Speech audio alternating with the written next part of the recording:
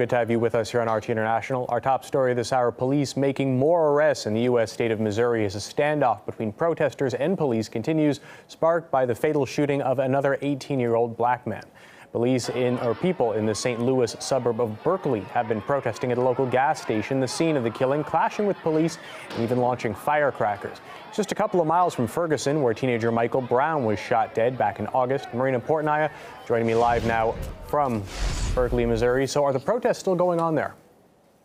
Well, the protesters are no longer here, but it was an intense standoff for many hours at the gas station right behind me, where Antonio Martin was fatally shot 2 nights ago. Now, police did block off this gas station. They put up orange cones around it, and there were several police officers inside there. They were attempting to prevent the demonstrators from getting inside of the gas station. They were not successful because at a certain point, more than 100 demonstrators were marching in this area. They stormed into the gas station, and there was an intense standoff with the cops that were in there. Ultimately, the cops were able to push them out, but then clashes ensued.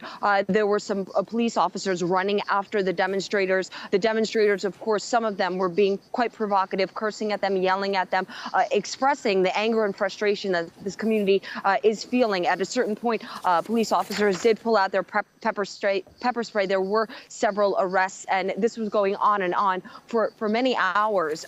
So what we didn't expect, or some people didn't expect, for so many demonstrators to turn out on such a cold evening on Christmas. But clearly the anger, the frustration over another black teenager being shot by a white police officer, that was clearly displayed. And as you mentioned, this is happening in Berkeley, just a few miles away from Ferguson, Missouri, where Michael Brown was shot and killed by a white police officer in August. Of course, we saw many protests erupt for weeks and months. And then ultimately, we've seen so much anger and frustration building up with demonstrations throughout the U.S. over so many citizens feeling that police are using aggressive use of force against citizens. And now with this incident arising, more anger is being displayed out in the streets. And how's the police investigation going so far? Well, the mayor of Berkeley has asked for peace and calm while that investigation continues. The police did release several surveillance videos of Antonio Martin the night that he was fatally shot by a police officer. The video that they've released, they say, show him raising his arm and pointing a 9mm gun at the white police officer, who subsequently fired 3 shots at Martin, hitting him at least 1 time.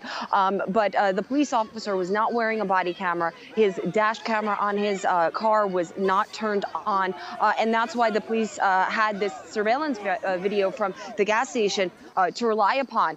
Many do not believe that Martin had a gun in his hand because it's not very clear if he was holding a gun. His mother's come out saying she does not believe he was holding a gun. She wants to see facts and proof with his hand holding a gun. The police claim that he pointed a 9mm loaded gun at a police officer, and that is why the police officer fatally shot the 18-year-old. But again, we have an incident of a white police officer shooting a black teenager. Many wondering why the officer did not decide not to use a deadly use of force.